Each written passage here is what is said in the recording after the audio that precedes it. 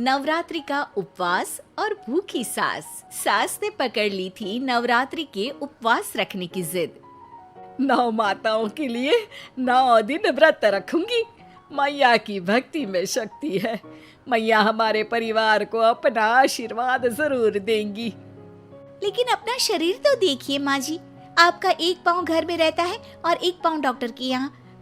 फिर से बीमार हो गई तो जय माता दी के साथ राम नाम सत्य भी। अरे राम राम राम, कैसी बातें कर रही हो बहू। राम नाम सत्य हो मेरे दुश्मनों का। मुझे व्रत रखने से मत रोको बहू, वरना देवी माँ नाराज हो जाएंगी। नहीं, तुम्हारी सासु माँ नाराज हो जाएंगी। अरे पर माँ, भूखे क्यों रहना है? देवी माँ थोड़ी ना चाहती होंगी कि उनके भक्त भूखे रहें। और आपकी तो सारी मनोकामना पूरी हो चुकी है ना माँ। लालच है बेटा, लालच बुढ़ापे में भी खत्म नहीं होती। अरे तुम चुप करो जी, तुम्हारी भी उम्र है भक्ति भाव करने की। ज्यादा बड़बड़ की ना तो तुमसे भी उपवास रखवा लूंगी। हाँ। अरे रौद्र रूप क्यों धारण कर रही हो मेरी माँ, रख लो व्रत। ठीक है माँ, बस अपनी हेल्थ का ध्यान रखना। अरे उसकी चिंता तुम मत करो बेटा। मैंने टीवी पे देख लिया है कि व्रत में क्या क्या खाने से शरीर में कमजोरी नहीं होती। अच्छा ही है, वरना ऐसा ना हो कि 9 दिन के बाद तुम मैया के द्वार की जगह सीधा हरिद्वार। अरे तुम मुझे हरिद्वार क्यों भेजना चाहते हो? क्योंकि अब तुम्हें मायके तो भेजने से रहा। बाबूजी, क्यों माँ को परेशान करते रहते हो? अच्छा माँ, ये बता दो कि आपको व्रत में खाने के लिए क्या क्या चाहिए होगा? सास के सामने सब हार जाते हैं। माँ के कहे सामान को बेटा लेकर आता है। नवरात्रि का पहला दिन है। नाश्ता कर लो, स्वस्थ रहो, मस्त रहो। मेरा व्रत से ध्यान भंग मत करो। अच्छा ठीक है ठीक है, भूख लगेगी तो मेरी तरफ मत देखना, आई बड़ी। तुम कोई खाना हो जो तुमको देखूंगी, आए बड़े। माँ जी, ये लीजिए आपका फरियाली मिक्सचर, इससे व्रत नहीं टूटेगा। अरे इतना सा? दिन भर भूखी रहने वाली हूँ, थोड़ा तो और ला दे। पर ये सब तो सपोर्ट के लिए होता है ना माँ जी, पेट भर के थोड़ी ना खाना होता है। करवा चौथ का व्रत नहीं रख रही हूँ जो कुछ ना खाऊं पीऊं। हाँ यार, ये तो मैंने सोचा ही नहीं। तुम इतने सारे व्रत रखती हो तो मेरे लिए करवा चौथ का व्रत क्यों नहीं रखती? अरे जुबान पे तुम्हारा नाम न रखूं, व्रत क्या खाक रखूंगी तुम्हारे लिए। माँ के कहने पर बहू और भी फरियाली ले आती है, जिसे खाकर माँ डकार मारती है। इतनी जोर से डकारोगी तो दुर्गा मैया भी डर जाएंगी। तुमने तो उनके शेर से भी तेज आवाज निकाल दी। अरे शेर के जैसा पंजाबी मारती हूँ मैं, देखना चाहोगे? तुम्हें पता है ना, व्रत रखते समय हिंसा वाली बातों से, विचारों से और बुरी चीजों से दूर रहना चाहिए। सही कहा, बुरी चीजों से दूर रहना चाहिए। इसीलिए तो तुमसे दूर जा रही हूँ, दूसरे कमरे में। सास ने कई सारी ऐसी चीजें खाई जिनसे व्रत ना टूटे। बहू, सब्र का फल मीठा होता है। इसका मतलब ये थोड़ी है कि तू मुझे शाम तक फल नहीं खाने देगी। माँ जी, 1 घंटे पहले ही तो आपने इतना सारा। अरे एक खाता ही बना ले, उसमें लिखा करे कि मैंने कितना खाया, कितना पानी पिया। अरे नहीं नहीं माँ जी, मैं अभी फल लेकर आती हूँ। जोर से बोलो। नहीं माँ जी, मैं फल लेकर आती हूँ। अरे ये नहीं, जोर से बोलो, जय माता दी। सासू माँ एक साथ बहुत सारे फल खा लेती है। माँ जी, इतनी जोर से मैं डर गई। अरे भक्ति की शक्ति की पुकार है। पुकार नहीं, डकार है। हाँ हाँ ठीक है ठीक है, चिप्स और लेकर आना जरा, उससे भी व्रत नहीं टूटता।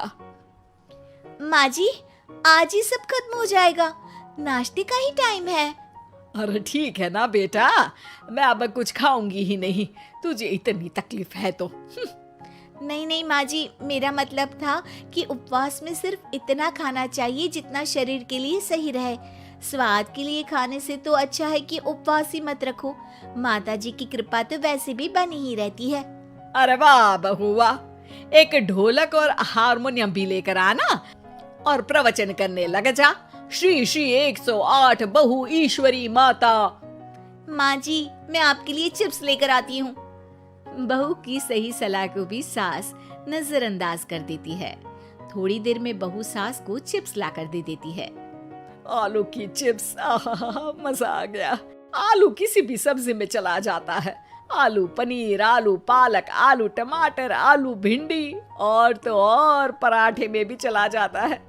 वैसे ही इंसान को भी हर स्थिति में आलू जैसा होना चाहिए।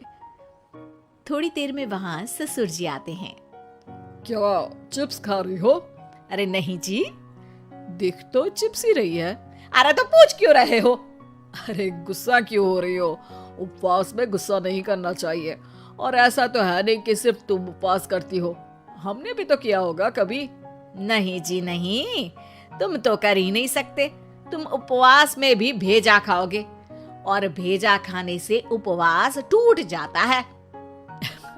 अच्छा, थोड़ी सी चिप्स मुझे दे दो, मन ललचा रहा है। नहीं, उपवास के लिए है। तुम अपना खाना खा लेना जो भी बने। पूरा दिन सास कुछ ना कुछ खाती रहती है। जैसे ही रात होती है, बस उपवास हो गया, अब मैं खाना खाऊंगी। जो दिन भर से खा रही थी उसको क्या बोलते हैं? बाबूजी, क्यों माँ को परेशान करते रहते हो? अरे लड़के, तेरी माँ दिन भर से इतना खा चुकी है कि देश में भूखमरी की समस्या इसी की वजह से बढ़ रही है। और खाने की दिक्कत नहीं है, कितना भी खाए, लेकिन सेहत इधर उधर होती रहती है।